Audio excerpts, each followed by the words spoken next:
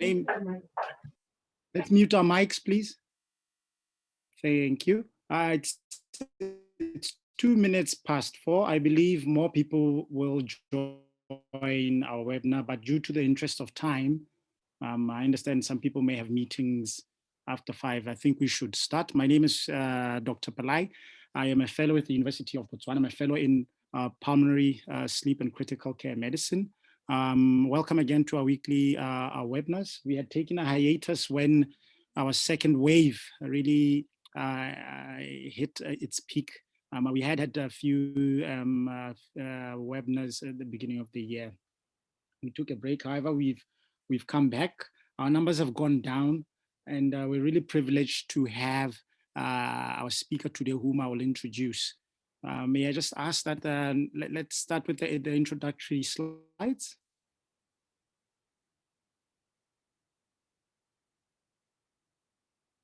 Should I share my screen and do the slides that way? Yes, please. Thanks, Dr. Patel.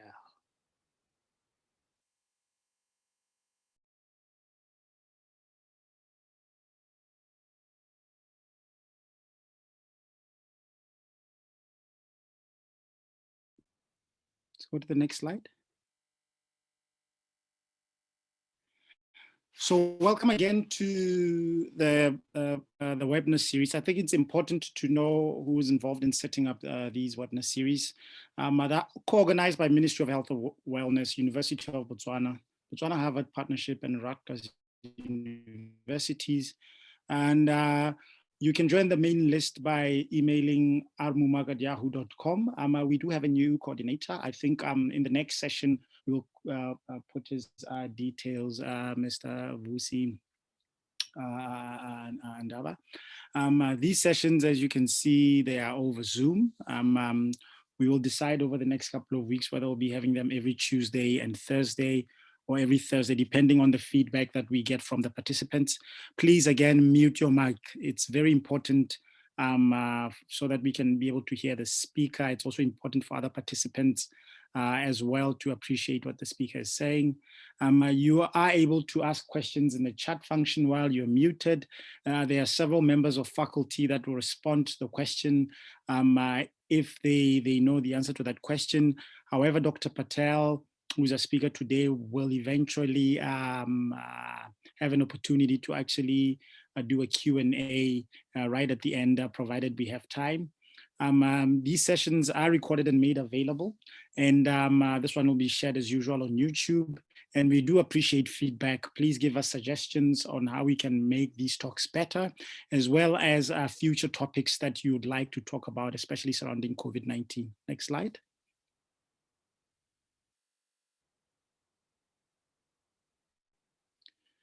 So this is where you can access the recordings. If you go to YouTube and you type in Botswana-Rutgers Partnership for Health, you'll find that we've had our first session since last year, probably mid-June. So we've had all kinds of topics. We've talked about management. We've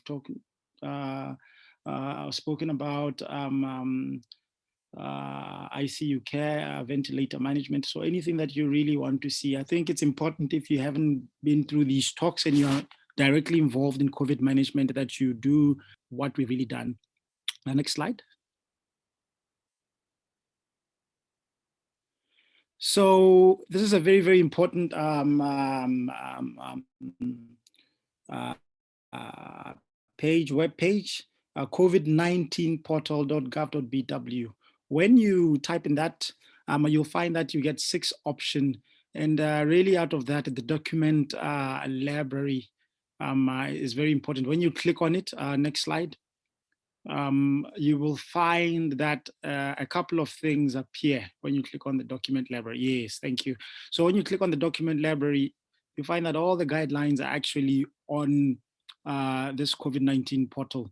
You can access guidelines on pediatrics. You can access guidelines on how to open a facility after COVID infection, access clinical management guidelines, what to do with public transport, schools. So wherever you are in the country, these actually provide you with guidance in terms of advising people around the region that you are staying at. So please do use this from time to time. It actually makes your life very, very simple. Next slide. So moving on to the session today, without wasting any further time, today's topic is on basics of hypoxemia and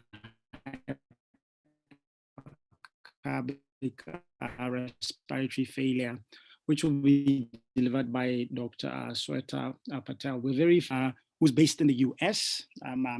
However, she's in Botswana at the moment on a research fellow scholarship. Dr. Patel graduated from Duke University, where she did her undergrad. She eventually went on to do her internal medicine residency at University of California in San Francisco.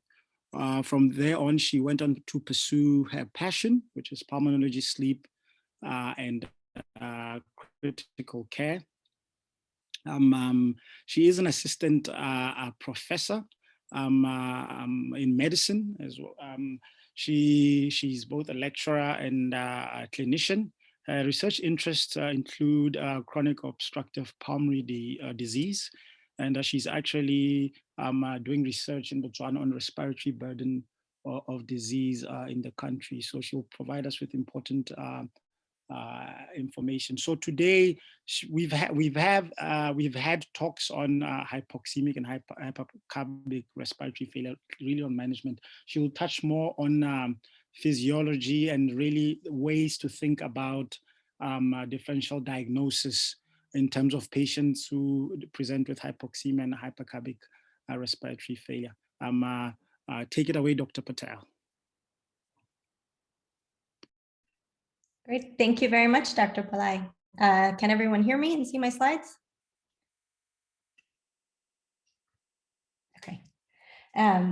So thank you all very much for attending the talk today. As Dr. Palai said, I'm an assistant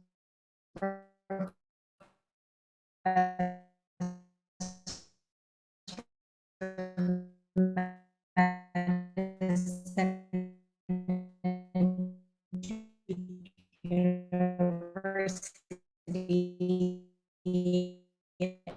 and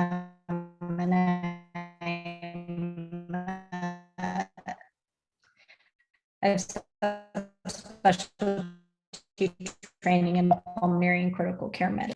But I will say our institutional experience has been, we've seen roughly similar outcomes in patients who have COVID-19 related acute respiratory distress syndrome as we have for patients who present with ARDS of other etiologies.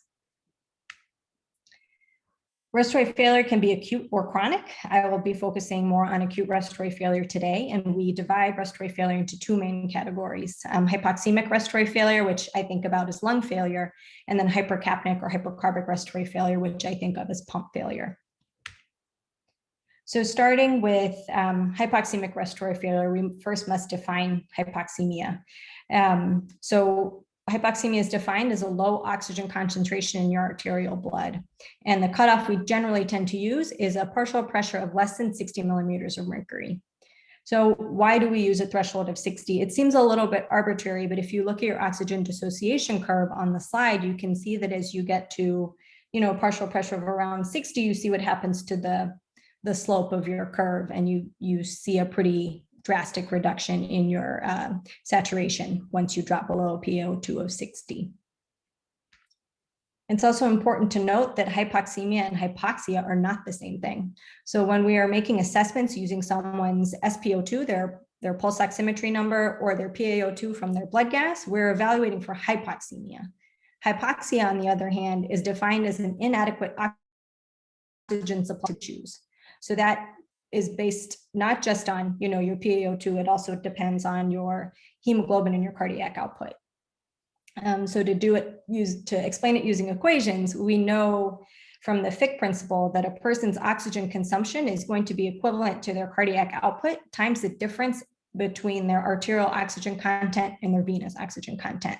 And so it follows from that if we're trying to think about oxygen delivery to the tissues, the equation that we use is the cardiac output times your oxygen content.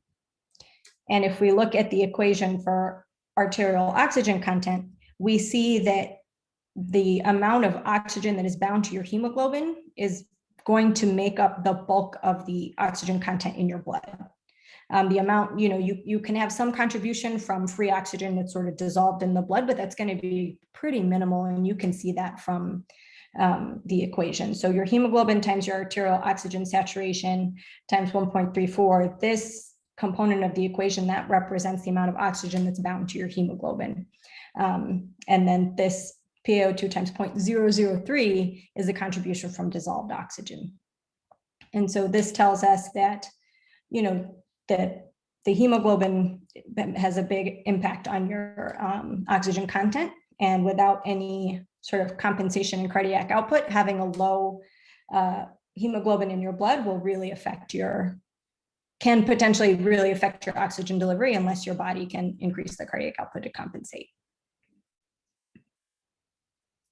So when thinking through the possible causes of why a patient is hypoxemic, you can approach it from a structural or anatomic standpoint or a physiologic standpoint. I personally find that these approaches are complementary and work really well together, and so I tend to use them both. So starting with the structural and anatomic approach to hypoxemia, the way that I think about it is I think about the structures that I have in the chest and start peripherally and work my way in. So the most peripheral structure, once you get past your musculoskeletal system, is going to be your pleura. So if you have pleural pathology like a pneumothorax or a pleural effusion, that can contribute to hypoxemia. Next, moving in a little more, you have your alveoli, your air spaces. Anything that fills your alveoli, water from pulmonary edema, pus from infection, blood from pulmonary hemorrhage, protein from pulmonary alveolar proteinosis, these things will drop your oxygen levels. Moving in a little more, you get to your pulmonary interstitium, which is the collection of support tissues within the lung that includes the alveolar epithelium, your pulmonary capillary endothelium, basement membrane, and perivascular and perilymphatic tissues. Anything that affects these structures can also make you hypoxemic.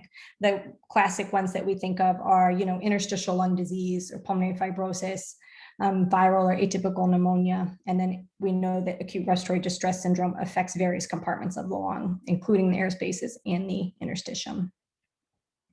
Moving still inward a little further, we get to the airways. Obstructive airway disease, including asthma and COPD, as well as pathologies like mucus plugging, can drop your oxygen levels. And then finally, we leave the lungs and move to the heart and vascular structures and think about, congestive cardiac failure leading to pulmonary edema, pulmonary embolism, or intracardiac or intrapulmonary shunt. So taking a thorough but sort of focused history will help narrow that differential. So you're looking for current symptoms, exposures, and pertinent medical conditions that will help you identify the cause of the hypoxemia. So for example, if you see a patient in A&E who tells you that they're very dyspneic, they're hypoxemic, their symptoms are worse when they lie flat. Also, they have been a heavy smoker for 30 years and they had myocardial infarction, 3 months ago, then you might be thinking more about cardiac etiologies that are driving their hypoxemia, as opposed to somebody who comes into A&E saying, oh, doc, I've had a fever for 4 days. I'm coughing up thick yellow mucus. I don't feel good. Then you would be thinking more about a pneumonia. And even in, as a medically trained doc, I don't see trauma as much, but if you are seeing a patient who reports a history of chest trauma and has hypoxemia, then you should be thinking about traumatic processes like pneumothorax, hemothorax, or pulmonary contusion. Similarly, a proper physical exam will complement your history and help you narrow your differential. So if you see on inspection, if you see a barrel chest and on auscultation you hear wheezing, then that would move up obstructive lung disease, particularly a COPD exacerbation on your differential for what's causing the hypoxemia. Versus if you, on palpation, you have tactile fremitus and then you have Ralls on auscultation, then you would think more about an alveolar filling process like a pneumonia. So history and physical are very important.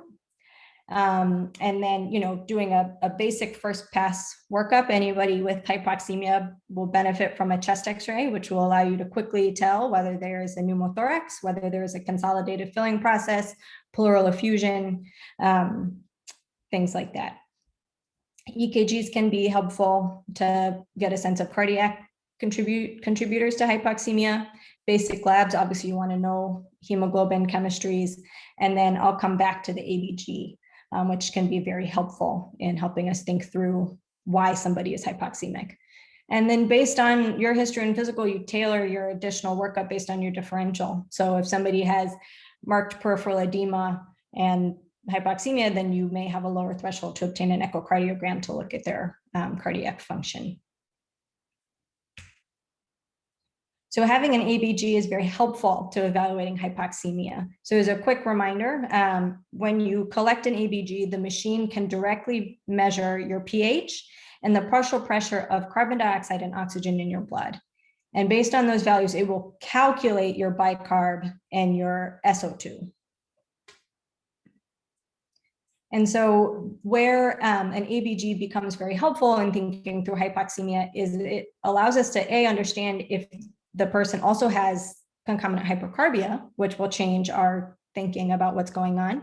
And it allows us to calculate an AA gradient. And so as a reminder, your AA gradient is the difference in the partial pressure of oxygen between your alveoli and your arterial blood. And knowing what your AA gradient is and whether it is normal or elevated will help us determine which physiologic mechanisms are driving the hypoxemia. And we'll come back to that. So in a perfect system, we wouldn't have any AA gradient. Oxygen would come into your alveoli and then just diffuse equally across the capillary membrane. And so then you would have no difference in your partial pressure of oxygen between your alveoli and your arterial blood. But we know that based on lung anatomy, there is a little bit of VQ mismatch in the lungs because, for example, your perfusion is a little bit more in your bases while your ventilation is a little bit more in your apices. And so everybody will have some small AA gradient.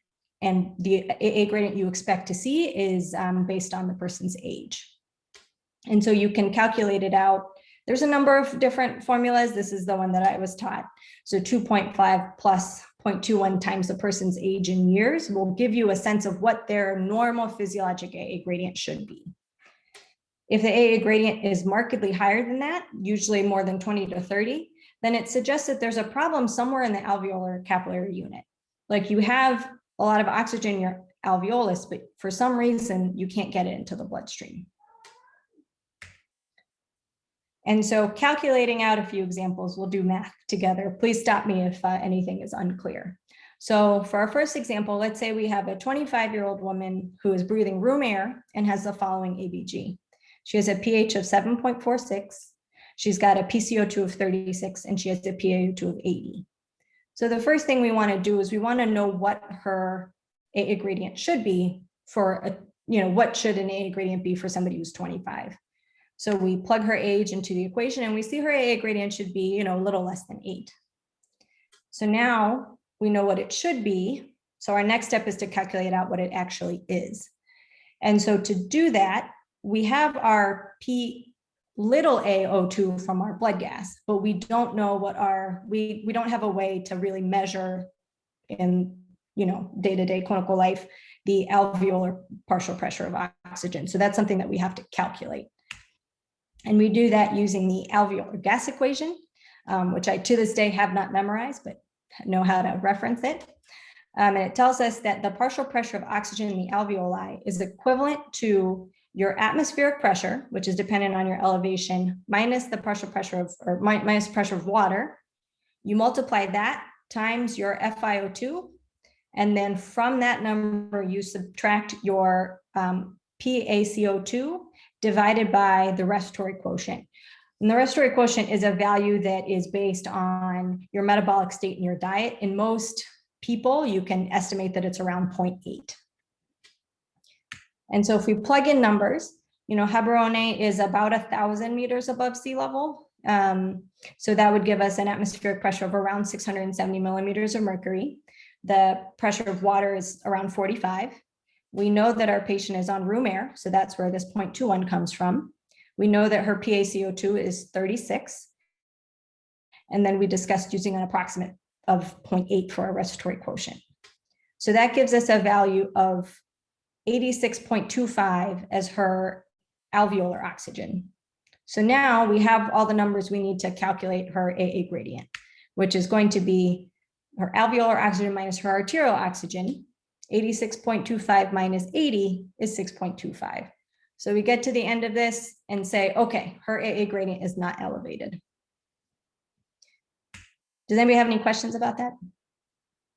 I can't see the chat function, so just feel free to unmute yourself or, okay. So now let's move on to a second example. So same woman, same 25-year-old woman, but now she's in a little bit of trouble. She's on 80% FiO2. So let's run through the same steps and see what we get. So again, her normal expected AA gradient is not going to change because it's dependent on her age.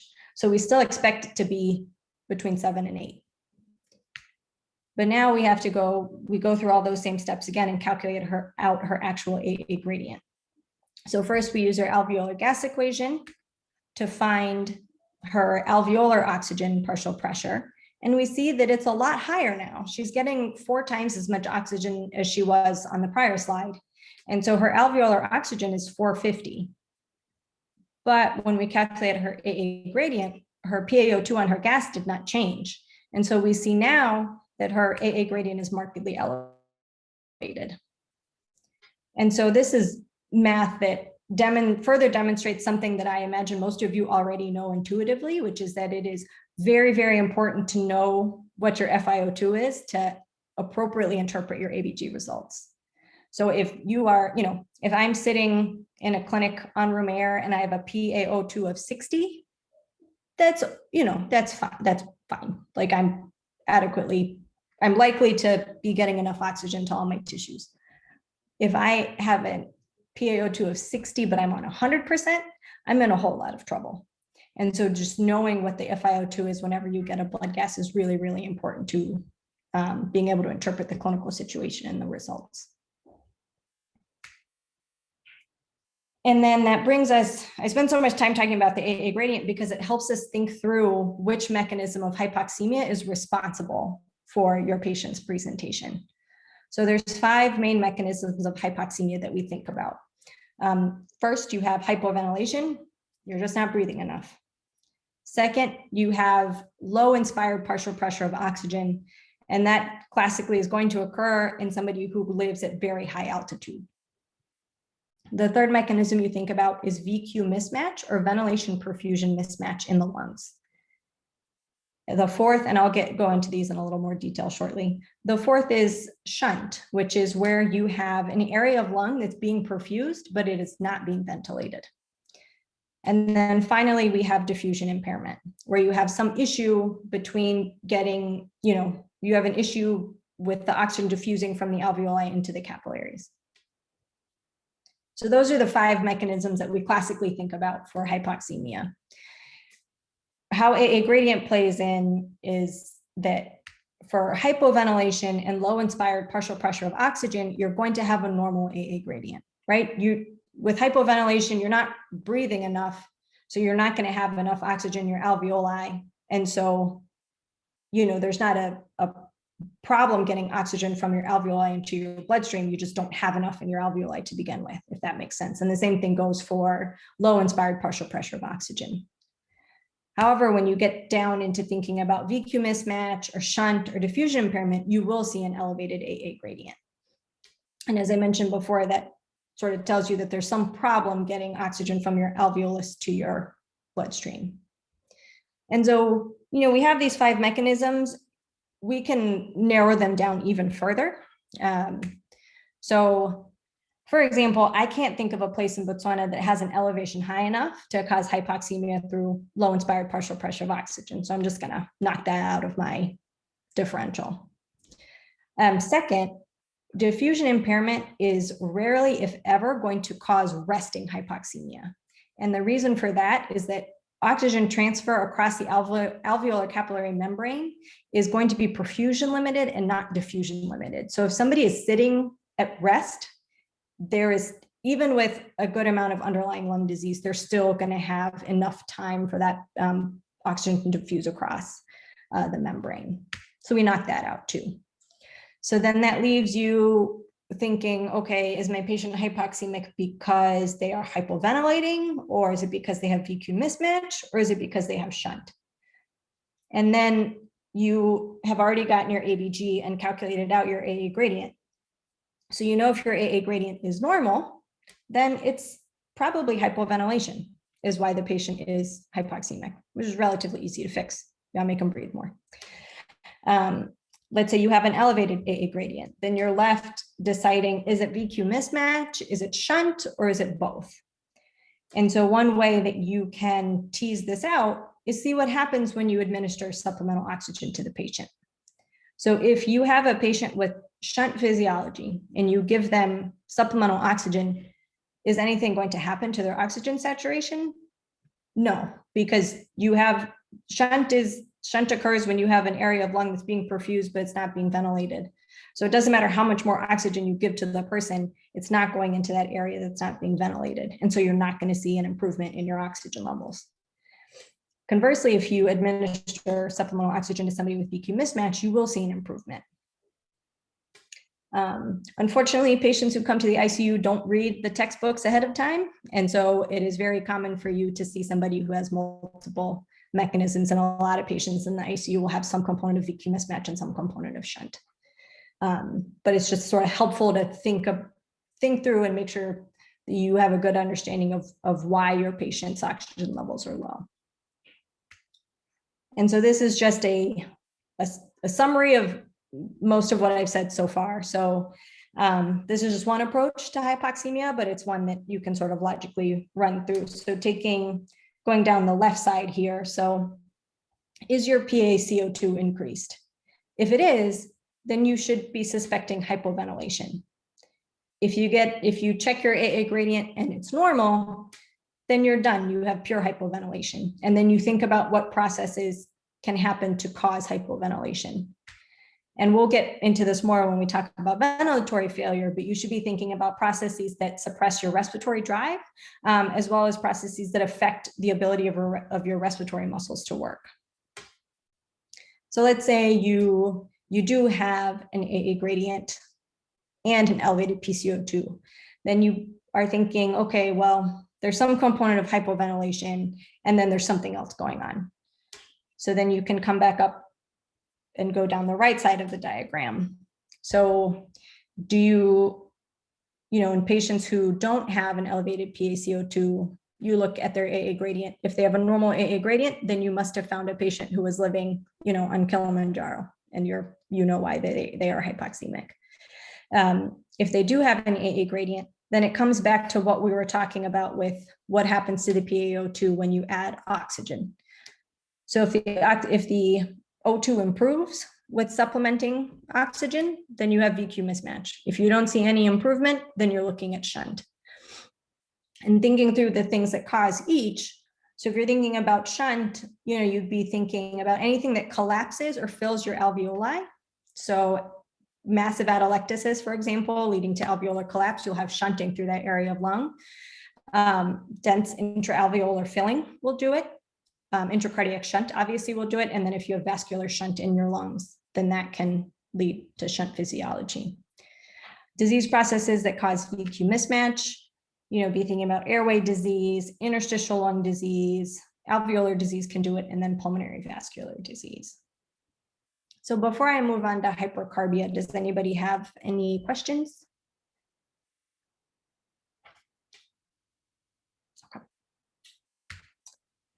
So as I mentioned at the start of the talk, I tend to think about hypoxemia as lung failure due to a problem with the lung parenchyma or the vasculature. Conversely, I think about hypercarbia as pump failure or muscle failure. And so something to keep in mind is that your body will compensate as best as it can for processes that are impairing your ability to clear CO2. And so hypercarbia is the finale of pump failure. And you will see warning signs that ventilatory failure is impending before you see the PaCO2 rise. So just be thinking about that. And a classic example of that I was taught in medical school is, if you see somebody who is having a severe asthma attack and they're breathing 50 times a minute, and you get a blood gas, and the blood gas is normal, that should be very concerning to you, because if they're breathing 50 times a minute, they should be blowing down their CO2 to levels that are below normal. And so if you see a normal blood gas, you should be worried that pump failure is imminent or is already occurring. And so ventilatory failure ultimately leads to hypercapnia and respiratory acidosis. So as your PCO2 rises, your pH will drop, and the magnitude will depend on how acute the change is. So if you have an acute rise in your PCO2, for every 10 millimeters of mercury rise that you see, you'll see your pH go down by about 0.08. Conversely, if it's chronic respiratory failure, for every 10 millimeters of mercury, your CO2 rises, your pH will go down a little bit less, about 0.03. And you retain CO2, like your CO2 in your blood will rise if your production of CO2 goes up from a hypermetabolic state, like you just ran a marathon, or you're septic, or if your removal goes down. And either way, the end result is that your alveolar ventilation is not adequate to clear the CO2 from your body. And so alveolar ventilation is one component of your overall total ventilation. And when I say total ventilation, that's sort of the same thing as minute ventilation, which is the total amount of air you exhale in a minute. And it's relatively straightforward to calculate. It's your tidal volume times your respiratory rate. So average healthy person maybe breathes 10 times a minute with a tidal volume of 500 cc's. You can estimate that their minute ventilation is going to be 5 liters a minute. And that 5 liters a minute is made up of alveolar ventilation, which is participating in gas exchange and clearing CO2, as well as dead space ventilation. And dead space is lung that is not participating in gas exchange. We all have some amount of dead space because everybody has anatomic dead space. And by that, I'm referring to the large airways that go all the way down to the terminal bronchioles. Those structures in the lung do not participate in gas exchange. That's what we call anatomic dead space. And you can approximate the volume of your anatomic dead space by multiplying your weight in kilos by 2. So, you know, a 75 kilo man will have about 150 cc's of anatomic dead space. Then on top of that, you can have alveolar or physiologic dead space. And this occurs when you have alveoli that are ventilated, but they're not being perfused. A classic disease that you see that in is emphysema. So in emphysema, you have destruction of your alveolar capillaries. And so then you have these areas of lung that are being ventilated, but all the vasculature is destroyed, and so they're not being perfused. And as I mentioned, you know, the dead space ventilation does not participate in CO2 clearance. It's just your alveolar ventilation. And if you see your PCO2 rising, you think, okay, is there something happening in the body that's producing more CO2, or is clearance the problem? And by and large, clearance is always going to be contributing to an extent. I have yet to see a case of respiratory failure that was due purely to increased production, because the body can compensate for that for a decent amount of time, but ultimately those compensatory mechanisms will fail in patients who are pretty sick. So, you know, this is sort of a visual representation of that. So this is the alveolar ventilation curve. So this figure shows you what you expect your alveolar CO2 to be at a given alveolar ventilation.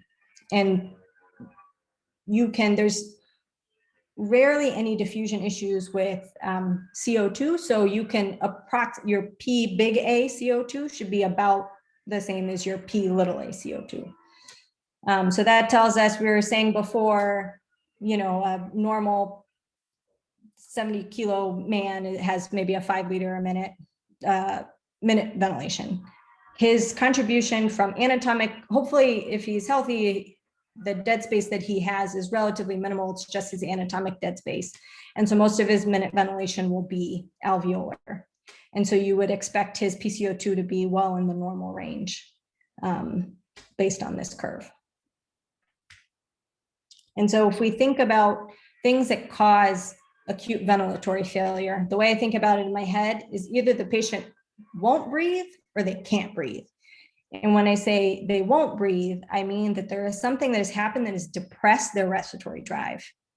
And that leads to reduced ventilatory effort, and from there to ventilatory failure.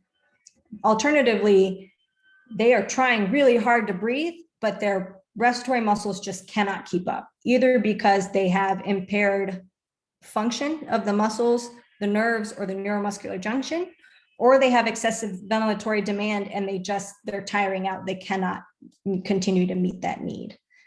Either way, they're trying really hard. They're still not getting an adequate ventilatory output, and then they end up with ventilatory failure. And so a way to think about it anatomically, so if anything that affects your central nervous system, those are the things that fall into the won't breathe category. So anything that depresses your ventilatory drive. In the US, for example, we see a lot of opiate overdoses.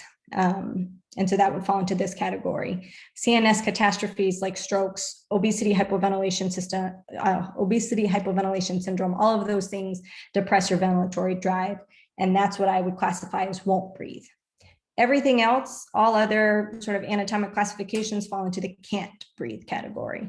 So if you start with your nerves, if you've got a C-spine injury, if you have peripheral, like a demyelinating disease like Guillain-Barré, or you've got anterior horn cell disease like ALS, or something has happened to your phrenic nerve, right? Then you're going to try hard to breathe, but it won't be enough. Then you get to your respiratory muscles themselves and the neuromuscular junction. So disorders like myasthenia gravis, toxins like botulism or tetanus, or disorders of the ventilatory muscles themselves. So something we see in the ICU a fair amount, particularly in people who have had really severe respiratory failure and have received a combination of steroids and neuromuscular blockade, is that they can have pretty profound myopathy that impairs their ability to properly ventilate. Alternatively, you can have primary muscle disease like a polymyositis, or profound metabolic derangements can also affect your muscle function. Disorders of your chest wall can also really impair ventilation, particularly kyphoscoliosis. Again, in the US, we have some issues with extreme obesity. Patients who have had prior infection can develop fibrothorax, for example. And then our final sort of anatomic areas are lungs and our airways and our pleura. So anything that increases your dead space ratio.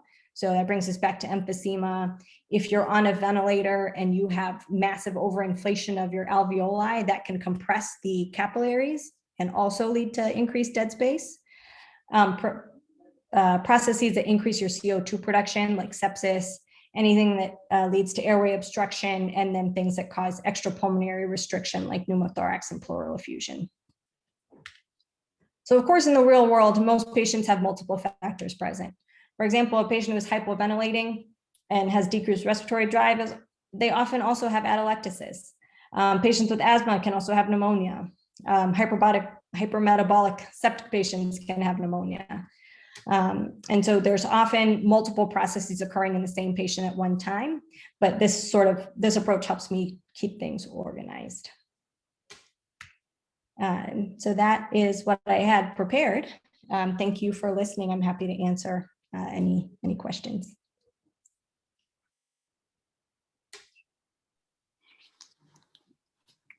Thank you so much, Sweta, for such an insightful and brilliant talk. I myself have learned so much, and I believe it's the same for the participants. And you've taken exactly 42. Well, it's less than that actually, because I took out 7 minutes at the beginning. So you're just under time. I think at this point, I have been checking the chat box. There are no questions. So I think we can give an opportunity to people to ask questions with regards to the talk, maybe to clarify anything that they didn't understand. And I'll also invite participants to ask questions about, management, Sweta's experience, or even management questions related to COVID-19 here in our setting in Botswana.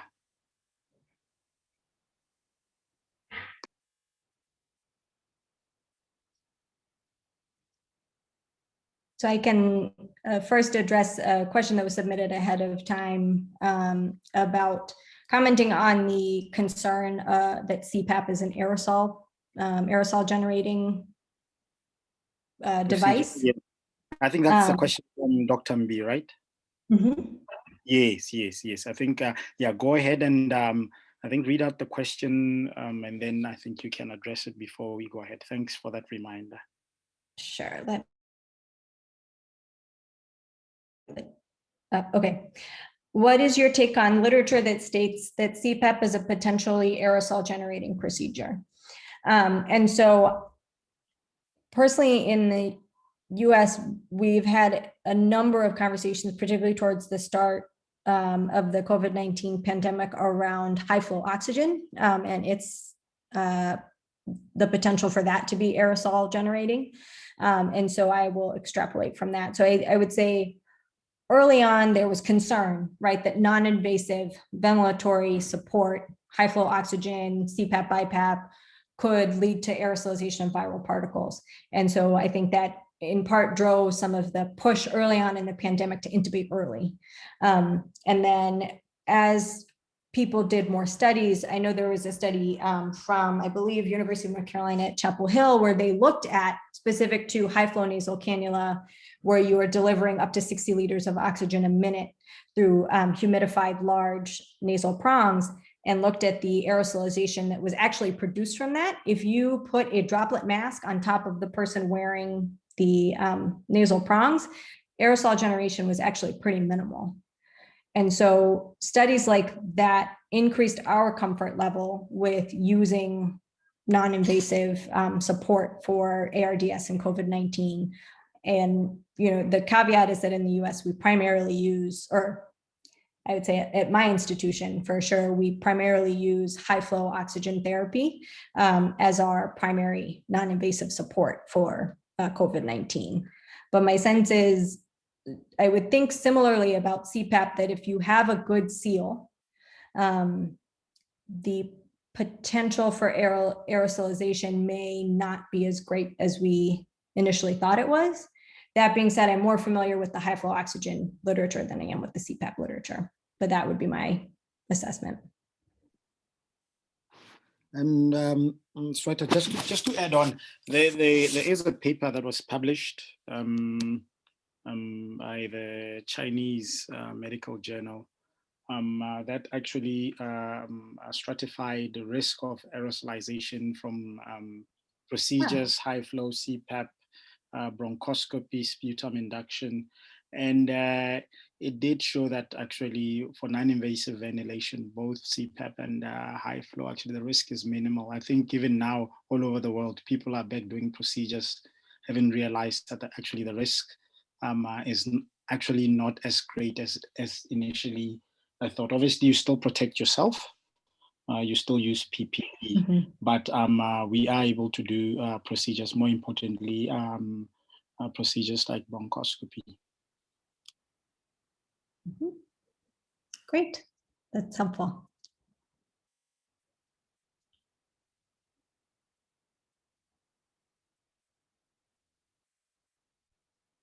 Any more questions? I know there was a lot of physiology, but it was enjoyable. I think any clarification, especially seeing as, we are managing COVID-19, but we have been seeing a lot of complications. For example, pulmonary embolus, we've seen pneumothorax. I think if you have any questions about particularly management with regards to that in terms of how you approach the hypoxia, please shoot.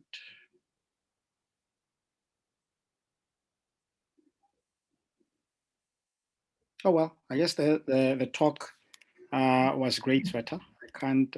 I have a question for me.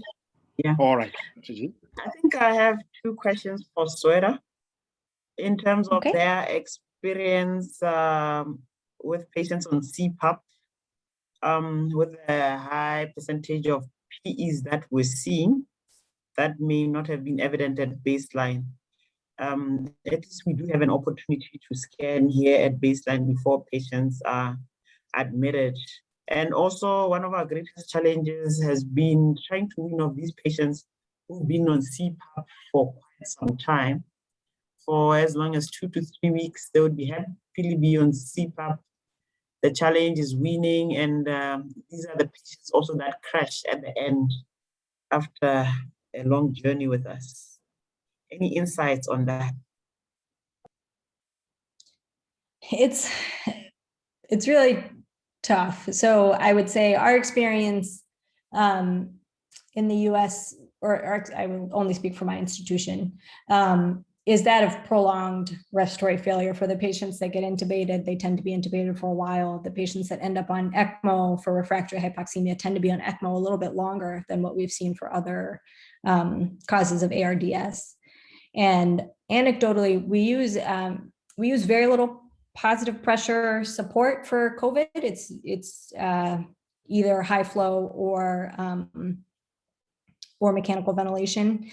We noticed early on in the pandemic, when we did try and use bi-level positive pressure, so not CPAP, but using BiPAP that provided an inspiratory pressure and an expiratory pressure, we saw something similar in that these patients would sort of struggle along on BiPAP for a number of days, and then the decision would be made to intubate and they would just crash. And so the mechanisms driving that, we always worry about some component of worsening lung injury. The concept of like self-induced lung injury, particularly when you have bi-level positive pressure and you're delivering inspiratory pressure and expiratory pressure, you worry about regional overdistension of normal areas of lung, potentially worsening lung damage. I don't know how much that could be contributing in CPAP, but that's something that I can say that we saw with non-invasive ventilation on top of just the underlying disease process. I don't know how much I wonder, how much of a contribution we're seeing from other insults to the lungs, how much aspiration we're seeing in people who are receiving prolonged positive pressure. Those would be some things that I would be thinking about for why they sort of struggle along. On top of courses of respiratory failure just tend to be a little bit longer in COVID is what we've seen. I don't know if that's helpful.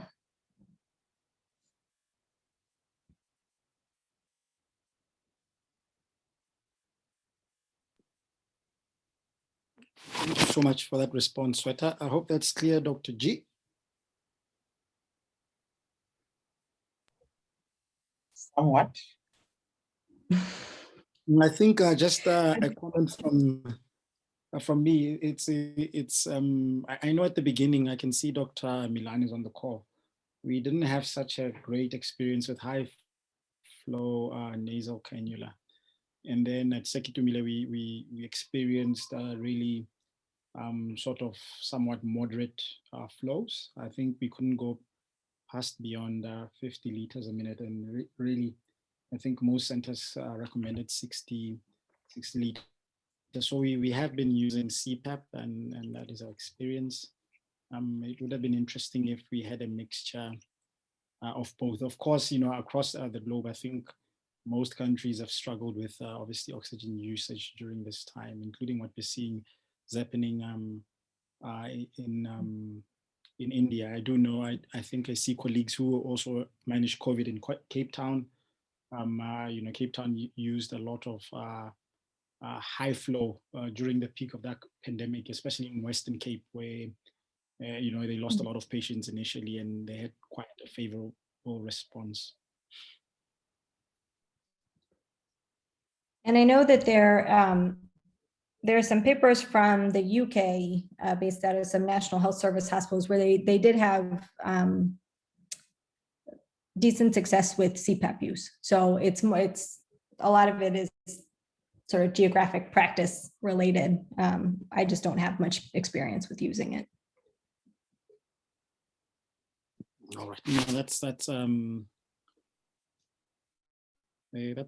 enough. We still have about 8 minutes before 5, but five more minutes maybe for Sweta to take comments from the participants before we wrap up.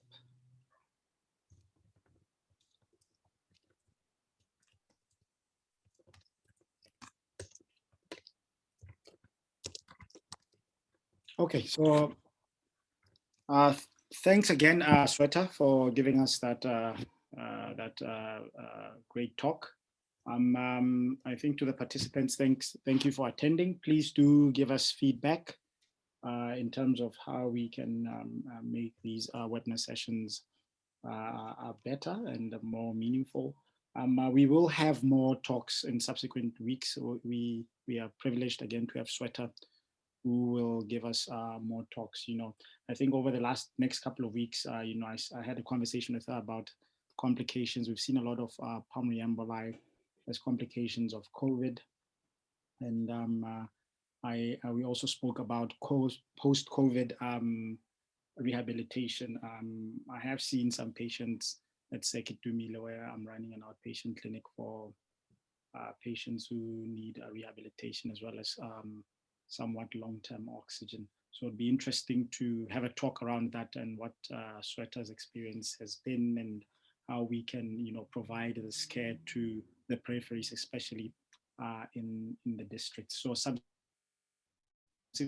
emails will be sent. Please do share the links as they are shared by the healthcare workers. Okay, thank you again to everyone who joined. There's one last question in the chat. Okay.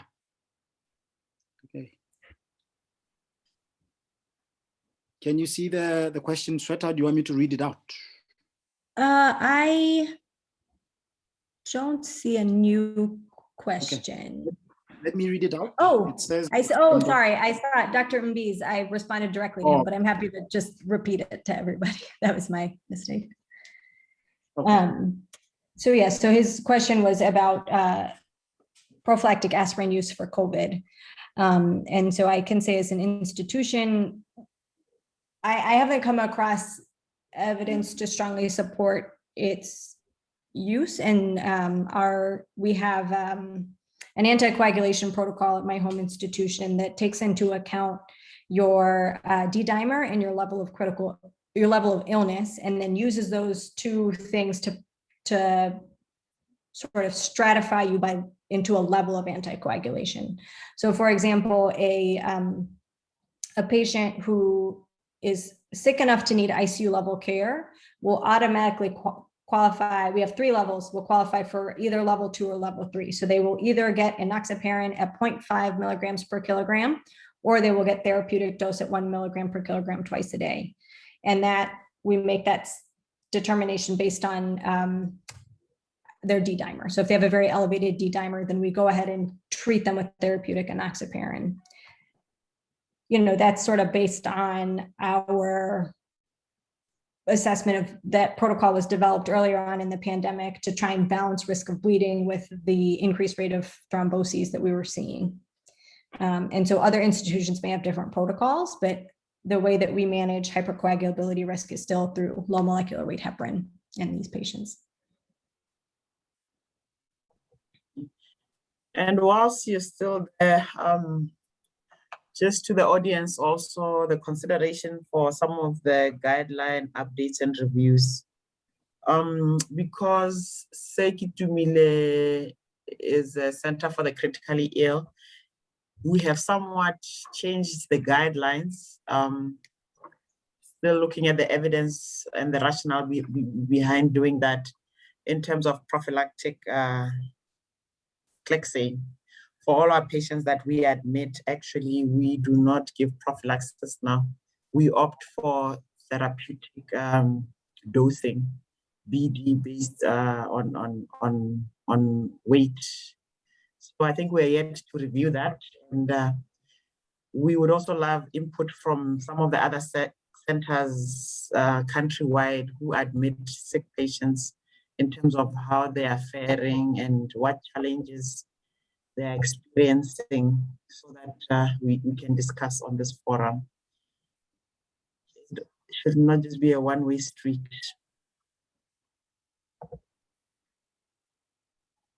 Yeah, I think that would be, thanks, Dr. G. That would be something that would be great to get experiences from different centers. around the country in terms of what experience has been.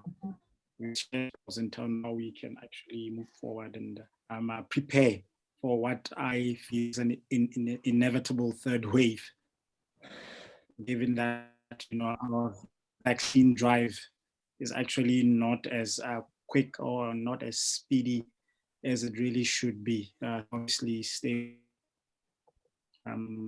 it's with winter coming, we must prepare for that.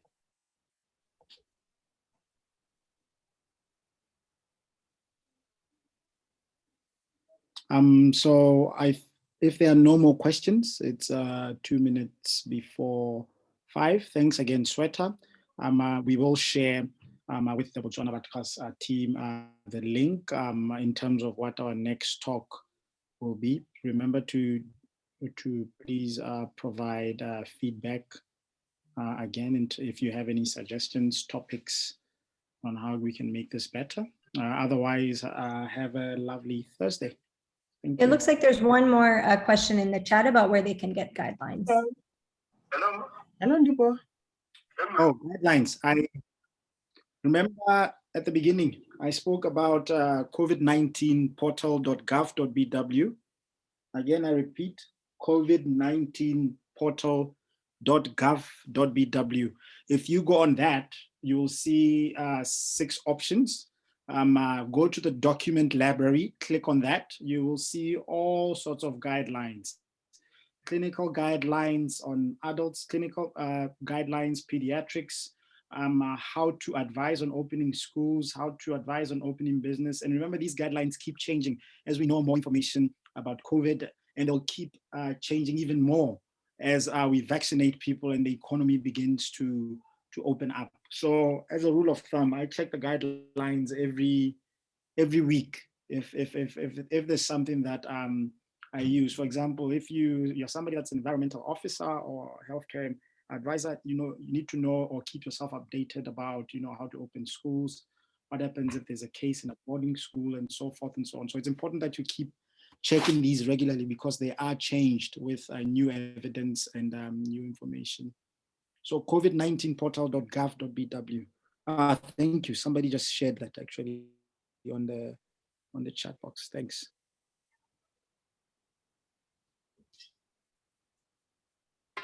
Great. Thanks, everyone. I don't want to end it again before there are any more questions. Any more questions before we officially close off? So if there's none, thanks again. Have a lovely Thursday and see you next week. Thank you.